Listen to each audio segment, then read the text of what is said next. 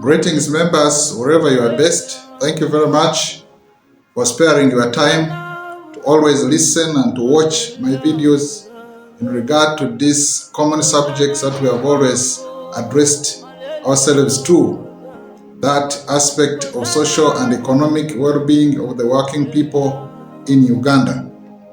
I have continuously spoken about social and economic well-being, not just from nowhere, but out of greater experience. I have been able to see workers in the different industries, factories, and the different areas of work subjected to conditions that are really very inhuman.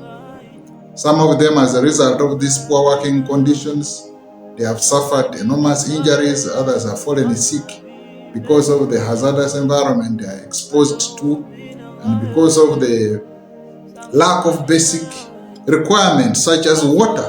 People sometimes drink water which is very dirty and they end up falling sick, that they cannot be able, and even to the extent that they do not have money to be able to treat themselves.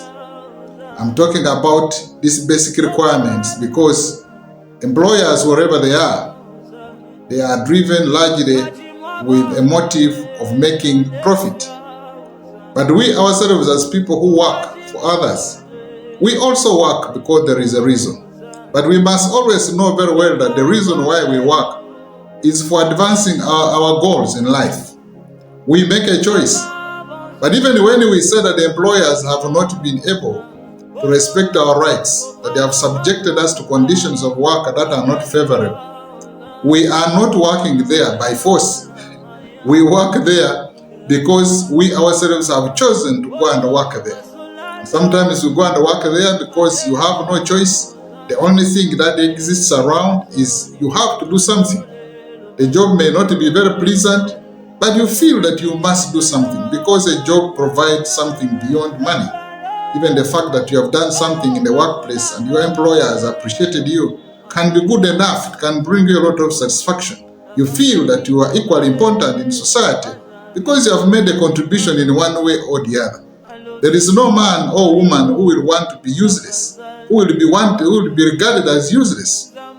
So we go and work sometimes because there is a satisfaction we derive from work which is beyond the acquisition of money. It's beyond the payment of the money that we are given.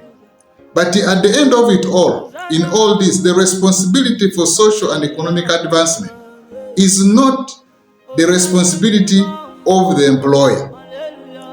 The responsibility for you to social and economically be emancipated is entirely your responsibility.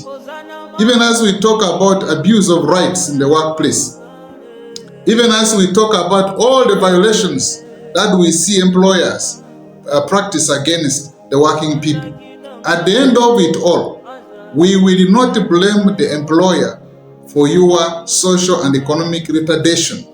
If you retard and you are not able to progress from one level to the other, irrespective of how much money you are paid, the final blame does not lie with the employer. The final blame is actually entirely your responsibility. We will want to talk about, yes, social and economic advancement, social and economic well-being of the working people. This is what we talk about. We have spoken about this over and over and told the employers to respect labor rights, even when the employer has not respected those labor rights. Fellow workers, you need to know that the responsibility of social and economic advancement for you as an individual squarely rests on you. It does not rest with your employer, because the employer does not do business because he wants to help you to economically get empowered. No. The employer does business specifically because he wants to make profit. The motive for the employer is profit. The motive for the employer is not employment creation. Employment creation comes because it is serving their interests. It is not, if it is about employment creation, an employer who makes losses will not keep you in employment just because he feels he must keep you there. If he realizes that you are being in employment, is creating him a loss, the employer will quickly discard you. He will terminate you. So he only needs you to the extent that you are helping him or her to make money.